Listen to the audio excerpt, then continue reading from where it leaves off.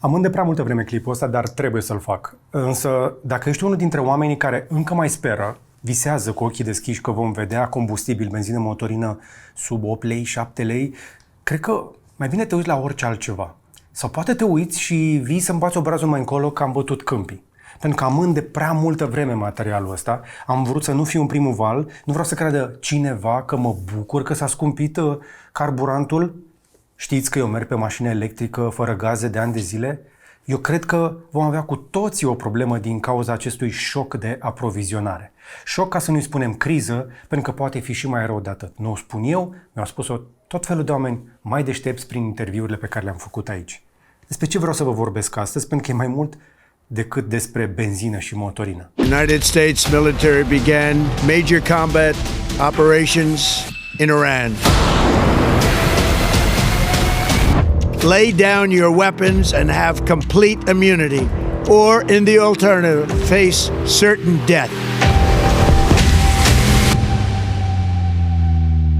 We join you right now with breaking news from the Middle East. Israel has launched preemptive airstrikes against the Islamic Republic of Iran, going after a variety of positions inside the country. Explosions rocked multiple cities across Iran, including its capital, Tehran. Videos from Tehran show smoke, you see it here, billowing over the city. And now we're getting reports of explosions in Gulf Arab countries hosting U.S. military bases. Live look now at Abu Dhabi, where explosions were reported, in addition to Bahrain and Qatar. I'm right now in the Iranian capital's downtown. As you can hear, sounds of massive explosion are being heard after the initiation of a campaign of strikes by the American and Israelis Pastor neighborhood, which is one of the most important political areas in Iran, has been for several times targeted alongside with other military areas. Dar hai să începem de la un puțin context. Suntem la finalul lui martie când înregistrez eu la peste $100 barilul de petrol. Motorina a trecut de 10 lei, benzina bate la ușă. Și încă o dată, asta nu este cel mai rău. Cel mai rău este că nu știm când se termină. The United States and Israel has launched a dramatic airstrike campaign targeting Iran, and Iran has responded with fire across the wider Middle East, including attacks on Israel. We've also seen Iran launch assaults on Qatar, Kuwait, Saudi Arabia, Bahrain, and even the United Arab Emirates, where I am now. Over the last several hours, there have been explosions and plumes of smoke in the sky as the Emirati forces are targeting incoming missiles from Iran. The big Iranian missile slammed into central Tel Aviv. Tocmai ce am auzit astăzi că administrația americană s-ar pregăti inclusiv pentru un scenariu în care să se retragă din Iran cu strâmtoarea Ormuz închisă. Ar putea să rămână închisă multă vreme. Nu știe nimeni cât de rău poate să fie. The U.S. will be gone or done with the war? I think we're 2 or 3 weeks. Not 3 weeks. If it is We'll 3 leave weeks, because then it there's will no be reason after for us to do this. definitely. Look, problem with the Strait, a guy can take a mine, drop it in the water, and say, "Oh, it's unsafe." That's not for us. That'll be for France. That'll be for whoever's using the Strait. We'll be leaving very soon, and if France or some other country wants to get oil or gas, they'll go up through the Strait and Hormuz Strait. They'll go right up there and they'll be able to fend for themselves. I think it'll be very safe, actually. Și noi suntem foarte expuși la chestia asta pentru că am fost construiți sistematic să nu avem alternativă. Așadar, salutare tuturor și bine v-am regăsit la Follow the Money. Dați-mi 20 de minute să vă arăt cel mai mare jaf la lumina zilei la care participăm cu toții voluntar. Sper să aibă doar 20 de minute. Hai să începem. I can't believe we're here, the Concours de Elegance. If we ever find a parking place. The new Jeep Grand Cherokee has dozens of refinements, including standard dual airbags. It's available with the most powerful engine in its class and a flip-up rear window. Why are they letting us park so close? Maybe they think we're VIPs or something. Right now, lease a new Grand Cherokee for just $284 a month. Arguably the most stylish sport utility ever made. Harry? Yeah. We got the best parking spot in the place. Jeep, there's only one. Now at your California Jeep and Eagle dealers. Who else? Și să începem dintr-o parcare de mall. Uite-te un pic de jur împrejur, numără mașinile care sunt mai înalte decât tine. Dacă ai noroc, o să vezi un Duster, nu? Mașină românească. Dar o să vezi destul de des Tucson, RAV4, Tiguan, X1, X3, X5, Sportage, Bigster. Peste 55% din mașinile noi vândute în România sunt SUV-uri. Peste jumătate. Nu camioane de fermieri, nu vehicule utilitare. SUV-uri de dus copilul la școală, evident, și pe tine la supermarket. Dar știți de unde vin mașinile astea? Pentru că nu erau aici. Eu nu am crescut cu ele. Cred că nici tu. Sunt din visul american. On the freeway, all men are created equal. Fortunately, all vehicles are not. Chevy Suburban, like a rock. Și au ajuns la noi dintr-o portiță legislativă din 1975. Este foarte șmecheră povestea asta. Pe scurt, în anii 70, americanii au avut, ce crezi, o criză de petrol. Surpriză, fix ca acum. Congresul a impus standarde de consum pentru mașini. So in 1975, they passed the Energy Policy and Conservation Act, which included a section known as the CAFE Standards, which stands for Corporate Average Fuel Economy. These standards required the average gas mileage for all the cars in a company's fleet to be 27.5 miles per gallon by 1985. Mașinile americane trebuiau să consume ceva de genul sub 8%. Dar camioanele de fermă, vehiculele de muncă, tot felul de utilitare, aveau standarde mai relaxate. Și ghiși ce? SUV-urile au fost clasificate ca vehicule de muncă. Spre exemplu, faimosul Chevy Tahoe, pe care îl vedeți într-o grămadă de filme, de desubt are platformă de mașină de muncă. Want to see my lease?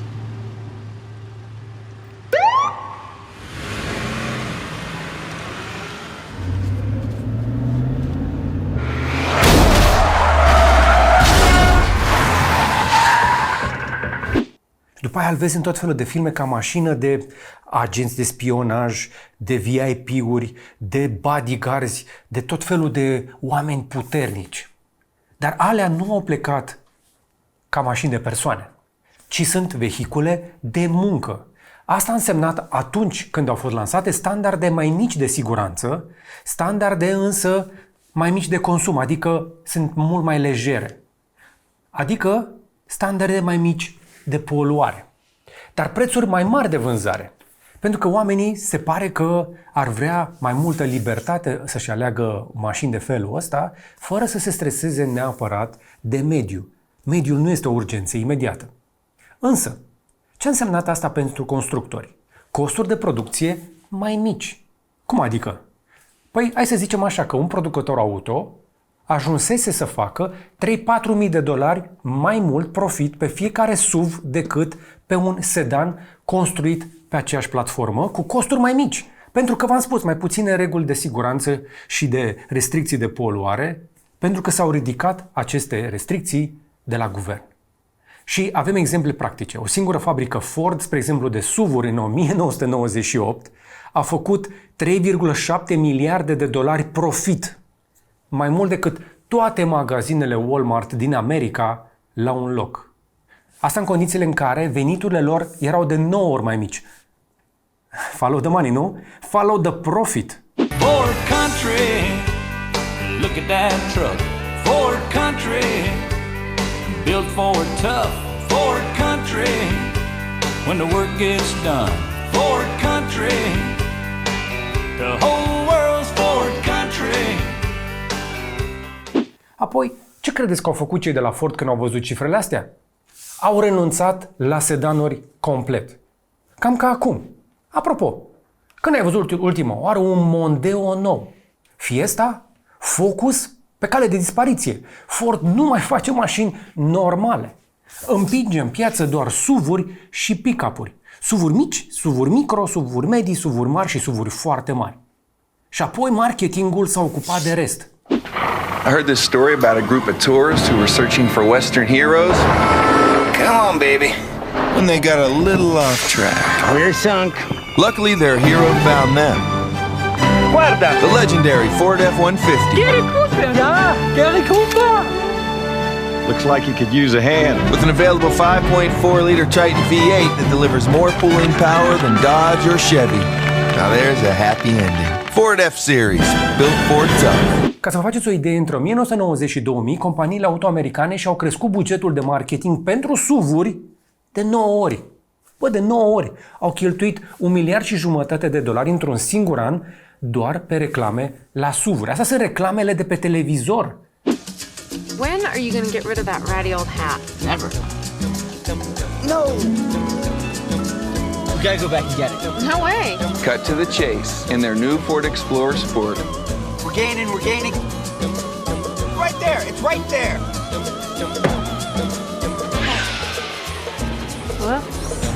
The new Ford Explorer Sport. Cool. Built Ford tough. Plus ce v-am zis prin filme. Nu există film de succes de la Hollywood din ultimii 25 de ani care să nu fie plin de SUV-uri. Eroul principal este de cele mai multe ori într-un SUV. Unde sunt agenția de poliție în misiune într-un sedan? Un director de marketing de la Ford a recunoscut pe față: SUV-urile sunt despre imagine. O imagine pe care ei au construit-o. Tot el spune, singurul moment când SUV-urile alea vor fi off-road e când rateze aleea la 3 dimineață. Nu? Da. Că despre aia este vorba. Ok, dar de ce ne interesează pe noi? Acum vine partea noastră. La noi povestea este un pic mai perversă, că e deja cu 2 mante. Pentru fiecare mașină nouă înmatriculată în România se importă 3 mașini la mâna a doua. Nu? 3. Și, apropo, 2/3 din alea la mâna a doua au peste 10 ani. 7 din 10 autoturisme înmatriculate anul trecut în România sunt second-hand, mașini noi mai răruți, puțin peste un sfert din total. Cum ați ales-o? După preț, în primul rând, să fie fiabilă. Nu prea consider că se merită o mașină nouă, este destul de scumpă. Cele mai multe dintre alea au motoare diesel care consumă pe hârtie 7-8%, că de-aia le iei să fie economice, dar sar constant de 9-11% în realitate. Asta atunci când nu li se strică injectoarele, când nu le cedează volanta cu masă dublă, pompa de injecție. Știu că și eu am cârpit așa ceva. Am adus și pentru mine, și pentru familie, și pentru prieteni într-o perioadă când mă preocupa mai mult de adus mașini din Germania ca un side hustle. Dar astăzi, obiceiul rămâne în continuare. Mitul mașinilor la mâna a doua încă rezistă. De unde vin ele? Păi, teoretic din Germania. Acum, între noi fie vorba, din experiența mea și din research-ul meu, tot mai multe mașini vândute din Germania s-ar putea să fie, la origine, nu știu dacă știți, din România. Sau din alte țări care trec un pic prin Germania printr-un autohouse, deținut tot mai des de un turc și apoi revândute unor români care caută o mașină a faimoasei bătrânici. Mai vin din Franța și din Belgia, unde sunt forjate un pic mai tare, iar țările alea își curăță parcul auto. Își dau afară SUV-urile diesel vechi. De ce crezi? Pentru că impun restricții de acces pentru SUV-urile diesel și nu numai în marile orașe. Ok, și unde ajung dintr-o dată SUV-urile alea la discount? Pe drumul tău de navetă dintre, nu știu, Corbeanca, Militari și București, sau din Florești până în centru, în Cluj-Napoca, pe centură, pe străzile din Iași. 2/3 din mașinile SH importate au însă și daune ascunse, iar România este pe ultimele locuri din Uniunea Europeană la transparența pieței auto. Adică, cumperi un X3 din 2016 cu 200.000 de kilometri reali, dar are doar 130.000 pe bord. Ci care doar o bară refăcută și te bucuri că ai făcut o afacere, dar de fapt e din 2 bucăți. Ai luat 2 mașini într-una. Hai să nu ne mințim singuri. Hai mai bine să facem calcule. Uite, spre exemplu, un SUV diesel second-hand, consum real 9 litri la 100 de kilometri. La doar 10 lei litru, asta înseamnă 90 de lei la 100 de kilometri. Cam $1 pe kilometru deja. Un avetist care face 50-60 de kilometri pe zi o să ajungă să plătească undeva între 1.300-1.600 de lei pe lună. Doar pe motorină. Asta e mai mult decât plătesc unii chirie într-o garsonieră sau într-un apartament. Și apoi tu te întrebi de ce nu-ți ajung banii. Poate că ar trebui cu toții să ne reconfigurăm un pic prioritățile și să punem cheltuielile astea pe hârtie. Apropo, i-am întrebat pe oameni pe live, la Follow the Money varianta live, împreună cu Andrei Brătucu, Câți dintre ei și-au ajustat deja consumul de carburant? Vestea bună este că jumătate dintre voi, se pare, v-ați redus consumul, un sfert chiar și cu mai mult de 25%. E bine, e un început. Hai să urmărim banii, așadar, pas cu pas. De unde vine însă capcana în care am fost băgați cu toții? Pentru că, încă o dată, eu cred că este făcută cu premeditare. Și în lanțul ăsta o să pun câteva verigi. O să încep cu veriga numărul 1. Cine profită, da? Păi producătorii auto. Au marjă de 3-4 mii de dolari sau euro mai mare la SUV-uri decât la un sedan construit pe aceeași platformă. Deci, încă o dată, tu îți iei un SUV pe care ei îl recomandă pentru că ei fac mai mult profit. Costurile de producție sunt aproape identice între o Kuga și un Focus. Diferența e pură marjă. De-aia, încă o dată, Ford nu mai face sedanuri. Până și Dacia a intrat în combinația asta.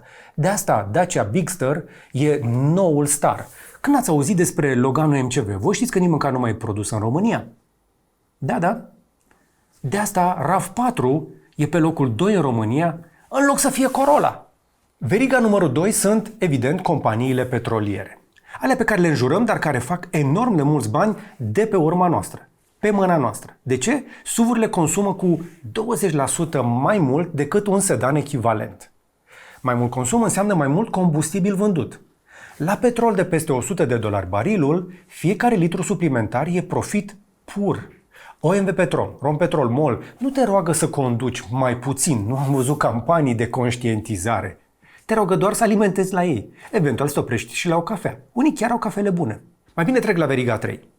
Hai să vorbim despre dealerii de second hand. Ei până la urmă respectă cererea din piață, nu? Și ei îți vând un SUV din Germania la 80.000 de euro.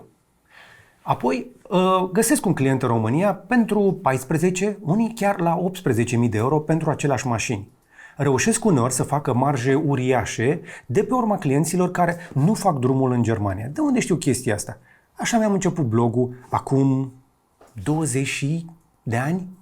Oameni care nu știau cât de mare este adausul din Târgul Vitan de pe vremea aia. Dar trebuie să plătim adausul celor din reprezentanțele auto, însă ar cam trebui să știi pentru ce plătești. Pentru că de prea multe ori nu avem transparență reală pe istoricul mașinii. Nu toți dealerii sunt serioși. Piața de SH e de 3 ori mai mare decât piața de mașini noi, de la noi, 3 la 1. Deci este un business mare de miliarde de euro pe an bazat pe mai degrabă un pariu. Tu pariezi că o să ai noroc cu o mașină ieftină condusă de bătrânica aia, dar ei pariază că tu nu o să-i prinzi pe toți ăia care mai fac și măgării. Unii dintre cumpărători chiar au noroc și unii dintre vânzători chiar sunt serioși și facem cu toții o afacere bună. Nu toți, o parte. Cei mai mulți însă nu.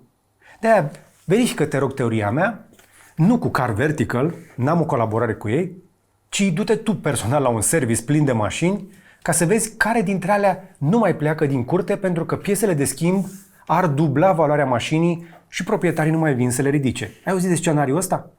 Tu ai mașină, zici că e diesel economică și descoperi după aia că o volantă cu masă dublă este 1000 de lei? Să nu mai zic de manopera uneori absurd de scumpă, chiar și când mecanicul e cinstit. Astea sunt prețurile de la reprezentanță, dacă vrei acolo. Dar care mai sunt alternativele la reprezentanță? Mi-am făcut recent revizia, spre exemplu, la un biet scooter, a costat lichidul de frână 40 de lei și manopera 400. Manopera este mult mai scumpă decât materialele sau consumabilele mai degrabă. Mai bine merg mai departe. Veriga 4. Băncile. Nu, cineva trebuie să dea bani. Creditele auto se dau pe 5-7 ani, fix ca în America. Te îndatorezi pe jumătate de deceniu pentru o mașină care se va devaloriza cu 30% în primii 2 ani și consumă dublu. De-aia zic că e bine să-ți finanțezi mașina, dar trebuie să știi ce mașină îți iei. Și trebuie să te înhami la ceva ce poți să plătești. De-aia munca acestor finanțatori este atât de importantă când o fac serios. Uite, spre exemplu, ce se întâmplă deja în Statele Unite. Ratele restante la creditele auto sunt la maximul ultimilor 15 ani. Auto loan debt is the highest it's ever been, with nearly 1 in 5 borrowers having a car payment of over $1,000 a month. Car loan crisis. Delinquency rates are rising faster. An increase of more than $1,000. More than 2 million cars were repossessed last year. But what does that say about the economy at large? Does this actually mirror anything from 2008 other than just things are bad? Should we be freaking out? La noi, trendul e identic, dar de obicei, din experiența mea, decalajul e cam la 2-3 ani după ce începe în America, vine și la noi. Deci mă aștept ca în 2027, dar mai bine să nu cobesc, nu? Ca să nu zică cineva că vreau răul cuiva din economie. Așa că, mai bine trecem la veriga numărul 5. Cine mai profită de pe urma noastră? Evident, statul. TVA-ul pe mașinile mai scumpe, accizele pe combustibil, taxele de matriculare, viniete, toate chestiile astea. Cu cât SUV-ul costă mai mult și consumă mai mult, cu atât și bugetul încasează mai mult, fără să mai fie nevoie să facă chiar toată reforma aia, fără să dea afară din sinecuri, fără să facă reforma administrativ-teritorială, știi tu materialul ăla cu taxe și impozite de care am mai vorbit aici. De ce zic asta? Și insist. Peste jumătate din prețul unui litru de benzină de la noi sunt taxe și accize. Statul câștigă de fiecare dată când tu alimentezi. De fapt, nu câștigă, a devenit dependent, este ca un fel de perfuzie. În loc să-și facă reforma, stă în perfuzia asta de bani jumătate din cât ai băgat în rezervor. De ce să schimbe ceva când face atât de mulți bani acolo? Follow the money, nu? Deci nimeni din lanțul ăsta nu are neapărat un interes ca tu să conduci mai puțin sau mai ales mai ieftin. E atât de simplu. Și acum vine partea care cred eu că transformă dintr-o problemă structurală chestia asta într-o urgență. Revenim un pic la concret și la prezent. Strâmtoarea Ormuz, o fâșie de apă de vreo 50 de kilometri lățime între Iran și Oman, cred că ai auzit de ea de te-ai săturat. Dar prin ea trece 20% din petrolul mondial, adică 20 de milioane de barili pe zi. Consumăm foarte mult petrol în continuare. The time lapse tells the story. From the day before the Iran war to several days in, a global energy supply choked off. Where 20% of the world's oil once flowed, hundreds of oil tankers now idle. How disruptive is this to have this superhighway essentially closed? De fiecare dată când se întâmplă ceva acolo, evident, petrolul explodează. Și nu e prima oară. S-a mai întâmplat în 73, în 79, în 90, în 2008 și se întâmplă iar acum. Iran has spent years developing weapons that could threaten the entire global economy. And now that the country's at war, it has started to use them. The conflict has all but frozen commercial shipping, and at the heart of the crisis is a narrow waterway that Iran is holding hostage.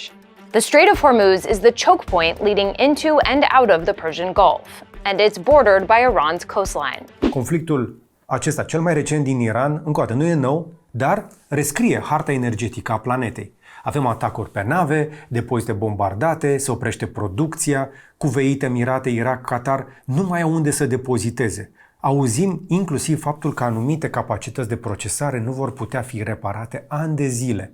Producția va fi mai slabă, încă o dată, cel puțin până în 2030. Israel hit a major Iranian gas complex on Wednesday, prompting Iran to strike another major facility in Qatar today. A complex nearly 3 times the size of Paris and responsible for a fifth of the world's liquefied natural gas supply. The regime also warning if its own gas fields are hit again, it will retaliate with, quote, zero restraint. Rezultat? Petrolul aproape s-a dublat în câteva săptămâni, deși părea că începuse să scadă anul trecut. A făcut așa în sus cel mai rapid salt din ultimii ani. Donald Trump may have declared victory, but fuel prices aren't paying attention. Oil prices surged and stocks sank after his address today, with many left wondering just where the oil ceiling may be. On our worst case scenario, we think it could go over $150 a barrel. And what matters most for the world economy is the Strait of Hormuz and whether the oil and the gas is able to pass through it. That means things could get much worse before they get better. Daniel Yergin, omul care a scris Biblia petrolului, numește asta scenariul de coșmar. Este cea mai mare perturbare a producției de petrol din istorie. Da, încercăm cu toții să ne decuplăm de la petrol, dar știm că nu o putem face dintr-o dată, mai ales atunci când introduci astfel de șocuri. Însă, în toată nebunia asta, ce zice Donald Trump? El zice că ar fi un preț mic pentru pace. Hai să traducem asta în limba noastră. Cât plătim noi pentru pacea asta? Pace reală sau între ghilimele? Păi motorina încoată a trecut deja de 10 lei litru la momentul registrării mele, benzina a depășit 8 lei jumate și continuă să crească. Din cauza conflictului din Orientul Mijlociu, scumpirile la pompă stabilesc noi recorduri. 9 lei și 99 de bani. Atât a ajuns să coste litrul de motorină astăzi, iar economiștii se așteaptă la creșteri de prețuri la produse și servicii. Și nu mai vorbim de creșteri de 10-15%, vorbim de scumpiri de peste 20% la pompă deja făcute, care nu dau semne că vor da înapoi prea curând. Un plin de 50 de litri pe un Duster, 550 de lei, un plin pe un X5, 700-800 de lei. O familie cu 2 mașini care face naveta din jurul unui oraș mare până în centru plătește 3-4 mii de lei pe lună doar pe combustibil, pentru că s-au obișnuit cu un stil de viață în care și mama și tata au câte o mașină ca să-și împartă atribuțiile și drumurile la școală. Și acum întreabă-te, câți oameni pe care îi cunoști câștigă totuși 4.000 de lei net pe lună? Deci, nu e atât de simplu și chestia asta va lovi în toată lumea, dar și în cei care până acum erau suficient de productivi. Și mulți dintre cei care sunt productivi se uită la genul ăsta de material și încearcă să se pregătească pentru viitor. Vestea proastă este că nu am soluții pentru voi, încerc doar să vă arăt realitatea și să vă ajut să vă luați propriile voastre decizii. Dar problema este că nu doar eu sau tu vom plăti mai mult și nu doar la pompă. Trebuie să vorbim despre efectul de domino. Motorina nu apare pe eticheta produselor din Mega Image, deși de multe ori petrolul compune produsele alea. Este în fiecare produs de pe raft.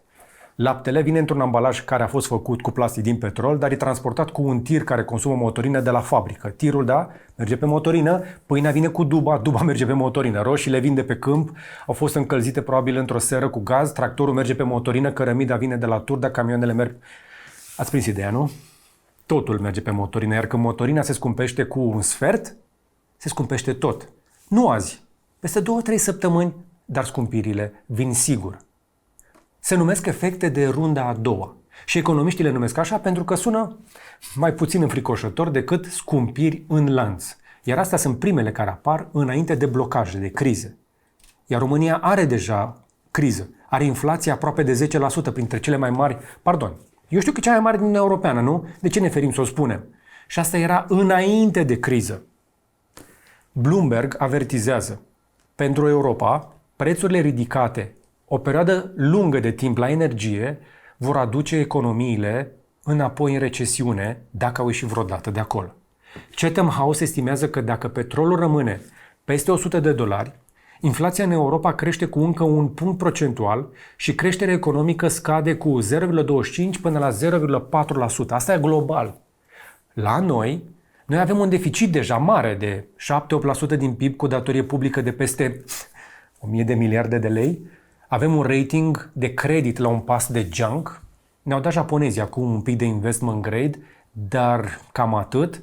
Impactul la noi va fi amplificat. Noi nu suntem ăia în care să ai prima dată încredere să le dai bani împrumut și noi nu avem toți banii de care avem nevoie.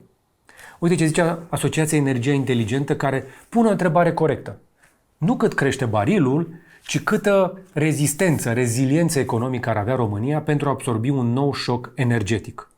Răspunsul scurt, cam puțină. Tocmai ce am aflat zilele trecute că din alea 4 luni de rezerve de petrol am avea de fapt 2, că jumătate din rezervele noastre nici măcar nu sunt în România. Acum știu la ce vă gândiți. Ăștia ne sperie, clickbait. Hai să comparăm cu calm. Că de-aia am amânat materialul ăsta o lună de la începutul conflictului din Iran. Nu am vrut să fiu printre primii care bat toba. Trebuie să mă întorc un pic însă mai în spate. Hai să vorbim de pandemia din 2020. Ăla a fost și ăla un șoc, dar este diferit. Asta e problema, că noi ne bazăm pe memoria noastră și încercăm să facem comparații. Nu prea suportă comparație cu pandemia, cu 2020. Atunci economia s-a oprit voluntar. De ce? Nimeni nu mai cumpăra, nimeni nu mai călătorea, deci nimeni nu mai consuma, cel puțin o perioadă. Piețele, centrele comerciale, marile magazine și locurile de joacă, cele mai aglomerate spații publice, își scurtează programul de vizitare, impun restricții de acces sau se închid cu totul pentru protecția oamenilor. Cel mai mare mall din nordul capitalei a anunțat că își suspendă activitatea până la jumătatea lunii aprilie. Mai multe lanțuri comerciale limitează numărul de clienți simultan în magazine și montează panouri la casele de marcat. În unele orașe avem deja parcuri izolate cu bandă de poliția locală. Și atunci guvernele ce au făcut? Au pompat bani miliarde, mii de miliarde, trilioane. Criza petrolului de acum e un șoc de ofertă. Economia nu se oprește, dar devine mai scumpă. De ce? Pentru că, încă o dată, se scumpește sursa de energie, de la benzină până la pâine, de la chirie la curent. Este foarte diferit și este mai rău. Numai că de data asta guvernele nu prea mai au bani de pompat. Dacă urmărești ce spun și declară, recunosc. De fapt, asta este inflația. Asta este o situație în care trebuie să scoți bani din piață, nu poți să bagi bani în piață. Peste chestia asta mai adăugăm și faptul că România are deficit de aproape 8% din PIB, adică îi lipsesc bani. Și avem deja o datorie externă mare de 1000 de miliarde de lei. Deci, încă o dată, suntem la un pas de rating de junk. Ca și cum te duci la bancă și îi spui: da, știu că m-am îndatorat și data trecută, da, știu că nu am bani destui să-mi plătesc toate ratele la timp, teoretic, dar aș mai vrea niște bani împrumut până la salariul următor și, Doamne ajută că o să fie bine. Cu ce finanțăm noi un nou plan de urgență dacă nu scad prețurile la carburanți, la petrol în următoarele 2 luni? Nu știm. Asta este problema, că nu știm și nimeni dintre oficialii noștri nu comunică suficient de clar lucrul ăsta. Guvernul a decis reducerea accizei la motorină, dar cu o sumă fixă, nu printr-un mecanism dinamic, în funcție de cotațiile internaționale, așa cum au anunțat inițial oficialii. Prețul la pompă scade așadar cu 36 de bani pe litru. Dar mai am o diferență fundamentală în perioada asta.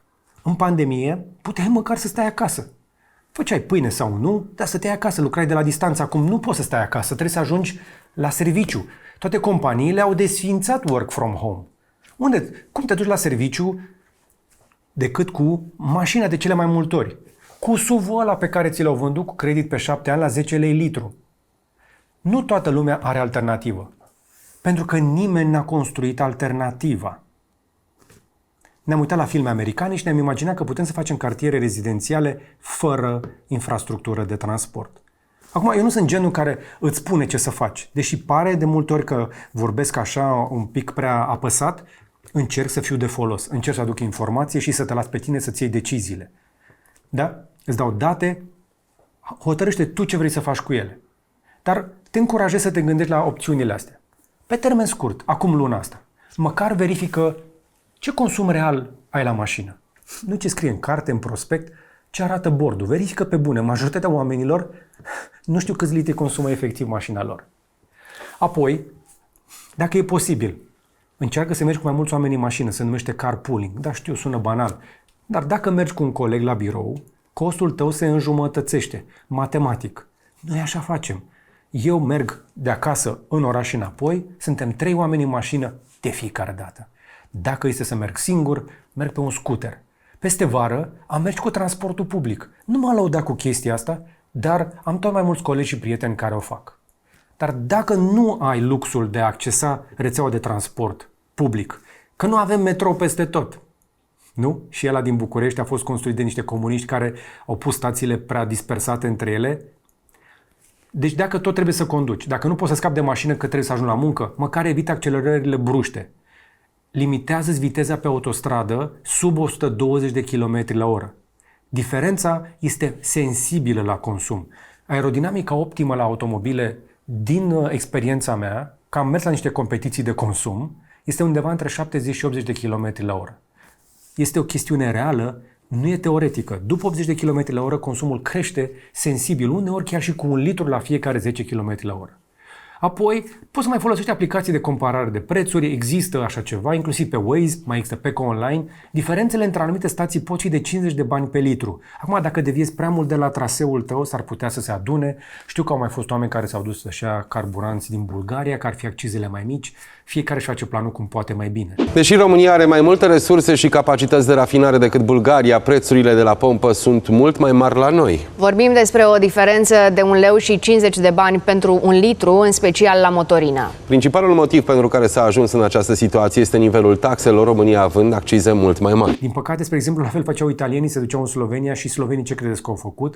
Au raționalizat carburanții. La momentul înregistrării mele, nu poți să cumperi din Slovenia mai mult de 30-50 de litri la o aprovizionare. Tocmai pentru că aveau turismul carburanților dinspre Italia. Dar orice fel de formă de economie de genul ăsta îți poate aduce 25 de lei la un plin Acum, pe termen mediu, hai să facem și socotel pentru următoarea mașină. Dacă nu poți să treci fără, ar trebui totuși să faci niște socoteli un pic mai bune. Nu te mai uita la prețul de achiziție. Asta este capcana în care foarte mulți oameni intră, mai ales atunci când cumpără SUV-uri diesel SH. Te încurajez să faci un calcul de total cost of ownership, costul total de deținere. Eu l-am gândit pe un minimum de 5 ani, care să includă prețul de achiziție, combustibil, asigurări, service și depreciere. Și uite un exemplu. Un SUV diesel de 25.000 de euro cu consum de 9 la 10 lei litru pe 20.000 de kilometri pe an o să te coste 18.000 de lei doar combustibilul. Pe 5 ani, 90.000 de lei, aproape 20.000 de euro. Un hibrid cu 4-5 litri la sută consum te costă jumătate la combustibil și te transportă pe aceleași distanțe, ba chiar o să aibă aproape același spațiu interior. Eu am rămas foarte plăcut surprins, spre exemplu, nu doar despre Prius sau despre Corolla, există și un Ioniq, hibrid foarte bun, sunt multe mașini economice de felul ăsta. Acum, dacă poți, un EV, adică o mașină electrică, aia consumă echivalentul a 2-3 lei la 100 de kilometri. Alea merg dacă ai panouri solare și o să te transporti aproape zero. Însă, despre chestiile astea o să fac un material un pic mai detaliat și mai explicativ ca să vezi care este the sweet spot, care este locul unde ești cel mai rentabil. Însă, aș reveni la subiectul acestui material și te încurajez să te abonezi ca să-l vezi pe la care vine, în care o să ne concentrăm exact pe costuri. Pe termen lung însă, ce cred că ar trebui să cerem noi? În mod sigur, nu motorină mai ieftină, că nu facem noi prețul. Piața face prețul. Nu putem să le zicem celor care importă petrol să ne-l vândă nou mai ieftin. Nu suntem noi mai speciali. Se vor duce în altă parte. Că după aceea trebuie să ducă și ei să cumpere de la sursă la anumite prețuri. Putem să cerem într-adevăr accize mai mici. Dar pentru asta ne-ar trebui un guvern care să facă reformă și atunci să-și reducă presiunea de pe accize. Am putea să mai cerem și transport public real. Am vorbit mai mult despre chestia asta în materialul despre parcările din București. Hai să introducem vineta aia de poluare ca în Franța sau Germania. Adică să plătim pe baza emisiilor reale, nu pe principiul toți plătesc la fel, indiferent de motor. Și hai să electrificăm flota STB ca prioritate zero. Nu poți cere cetățenilor să fie responsabili dacă propriile tale autobuze sunt printre cei mai mari poluatori din oraș. Am un feeling că le putem amortiza foarte repede doar din economia la motorină. Și cred că avem nevoie de trenuri mai multe și mai rapide. Da? Avem nevoie de trenuri. Pe mult mai multe trasee. Avem o grămadă de trasee pe care putem introduce halte pentru trenuri, inclusiv de la companii private care să transporte navetiști. Noi avem, spre exemplu, un loc unde se poate face haltă la Corbeanca, de care se discută de când m-am mutat eu acolo și nu s-a mișcat absolut nimic. Ce ne mai lipsește? În mod evident, niște piste de biciclete funcționale. Ne mai trebuie infrastructură de încărcare pentru electrice, deși suntem aproape ok acolo, nu mă mai plâng la capitolul ăsta, dar asta înseamnă că ne trebuie niște politici urbane care nu sunt gândite pentru mașini, ci pentru oameni. Mașinile sunt folosite de oameni, dar trebuie să prioritizăm oamenii în ecuația asta. Și apoi, încă o dată, poate cea mai importantă schimbare trebuie să punem presiune pe stat să nu mai profite de pe urma consumului nostru excesiv, ci să facă naibii reforma aia despre care știu toți că e inevitabilă, dar o tot mută pe următorul mandat. Cum funcționează de fapt sistemul care ne permite să avem primari cu iPhone în comune fără canalizare? De ce politicienii preferă în continuare să țină mii de primării mici și dependente în loc să facă reformă, nu? Și o să mai vedem și cine a luat împrumuturi record în numele nostru. Pentru că fiecare dintre noi a devenit mai sărac prin datorii pe care nu știai că le-ai făcut doar în ultimii 2 ani. Unde s-au dus banii ăia? Și ce mai important, cine plătește nota de plată la final? De ce nu acum? Mai sunt atâția ani până la următoarele alegeri. Ce vă oprește, domnilor din PNL, PSD sau USR, să veniți să spuneți clar, public, răspicat, că avem prea multe primării falimentare și putem să le comasăm? Putem să economisim 3% din PIB. Am putea să stingem toată povara scumpirii carburanților și cel puțin 1-2% din acest deficit doar prin reorganizarea asta teritorială pe care o amânăm de prea mult timp. din lipsă de curaj politic. Până când o să o facă ei, la presiunea noastră, cea mai importantă schimbare e însă mentală și rămâne la noi. Fiecare dintre noi trebuie să înțelegem că nimeni din lanțul ăsta de bani pe care ți l-am arătat aici nu are interes să plătești mai puțin. Nici producătorul mașinii, nici banca, nici dealerul, nici statul. Singura persoană interesată de factura ta ești tu. Încă o dată, de ce mă trezesc eu să vorbesc despre asta? Eu am mers pe mașină electrică, v-am spus, în ultimii 8 ani deja. Următoarea mașină va fi tot electrică. De ce? Consumul echivalent de care v-am zis de 2-3 lei la 100 de kilometri cu energia solară de acasă. Am 25 de kW pe panouri, pe acoperiș și pe foișorul meu, produc mai multă energie decât consum, pentru că așa am făcut planul de la început. Dar eu n-am început cu Tesla. Am trecut și eu prin diesel, prin benzină, facturi de 2000 de lei pe lună la pompă, știu exact cum e. De-aia am făcut o casă pasivă, am vrut să nu mai fiu dependent, am instalat baterii, dar și eu simt criza asta, pentru că inflația nu ocolește pe nimeni. Dacă pâinea se scumpește și pentru mine. Dar eu am făcut investițiile astea de vreme. Hai să zicem că poate mi le-am permis, cu toate astea e un calcul simplu economic și la ele. Și am mai vorbit despre lucrul ăsta aici. Dacă gândești pe termen lung, eu ies mai ieftin. Nu o fac din lux. Este pur și simplu un comportament prevăzător. Dar, insist, materialul ăsta nu e despre cumpărați-vă toți electric. Se vor scumpi, pun pariu în perioada care vine, pentru că o să fie cerere mai mare. Deja aud la știri că a crescut interesul cu 40%. Cei din industria de rent-a-car îmi spun același lucru. Motorina continuă să se scumpească. Prețul afișat la pompă în această dimineață de cel mai mare comerciant de combustibil din România este de 10 lei și 13 bani pe litru. O scumpire de 9 bani așadar. În schimb, prețul benzinei a rămas la 9 lei și 30 de bani pe litru. În aceste condiții și cum ordonanța menită să tempereze scumpirile întârzie, tot mai mulți români devin interesați de mașini mai prietenoase cu mediul, dar mai ales cu buzunarul. Nu toată lumea însă își permite să treacă la o mașină electrică, nici măcar SH poate, care încă se găsesc mașini bune, apropo, pe SH la 20-25 de mii, nu sunt încă chiar așa chilipiruri. Chiar dacă după aceea încep să facă economie. Sunt conștient de toate lucrurile astea. Ce vreau să fac aici este despre altceva. Trebuie să înțelegem cu toții sistemul în care funcționăm. Încă o dată, ca să putem lua decizii informate. Asta e călătoria mea în acest follow the money. Pentru că dacă nu înțelegem cine câștigă când noi plătim 10 lei pe litru, o să plătim la fel de bine 15 și 20 de lei pe litru și nu o să clipim. Sunt tare curios câți dintre voi credeți că o să ajungem la 15 lei pe litru. Sunt tare curios câți dintre voi văd un scenariu cu 20 de lei pe litru. Ce zici? O să bagi tot de 50 de lei și atunci, că am mai auzit bancul ăsta de m-am săturat de el. Hai să facem un sondaj mai jos la comentarii. Hai că am vorbit cam mult. Tragem niște concluzii. Deci, peste 80% din mașini noi vândute în America, în momentul ăsta, nu știu dacă știți, sunt clasificate drept vehicule de muncă. Acel U din SUV, utility. La noi sunt deja 55% din mașinile noi și noi nu avem cine știe ce relief, niciunul nu merge în off-road sau la șantier. Dar toate merg la pompă. Și toți plătim. Nu doar la pompă, și la raft, la factură, la rată. Întrebarea nu e dacă ne permitem SUV-ul.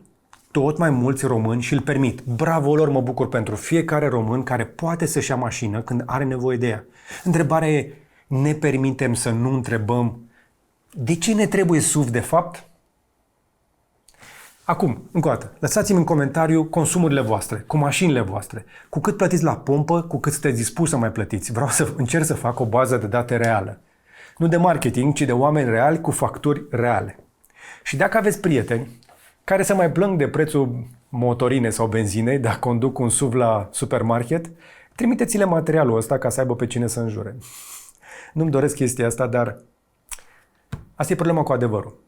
Nu sunt aici să vă spun sau să-mi spun mie ceva care să-mi placă. Prefer să spun ceva care să fie adevărat și care să fie folositor. Și dacă găsiți ceva folositor aici, poate o să găsești ceva interesant și pe gb.ro. Pe Gadget Boutique avem gadgeturi selectate de noi, testate și vândute acolo pentru oameni ca tine. Poate vrei să-ți iei un încărcător de cea mai bună calitate, mai nou, cu ecrane, tehnologie 2026, căști la prețuri foarte competitive și multe altele cu garanție, cu factură, cu tot ce trebuie. Pe gb.ro avem și un agent cu care poți să stai de vorbă. Întreabă-l ce produs ți se potrivește. L-am programat să fie 100% sincer. O să te trezești că o să zică despre alte produse decât de ale noastre. Și dacă vrei să colaborezi cu noi, poți să ne scrii pe contact@bucnici.ro sau poți să intri pe bucnici.ro și să stai de vorbă cu agentul meu. S-ar putea să ai o conversație interesantă acolo. Și gata! Like, share și subscribe. Și până data viitoare, să vă fie numai bine!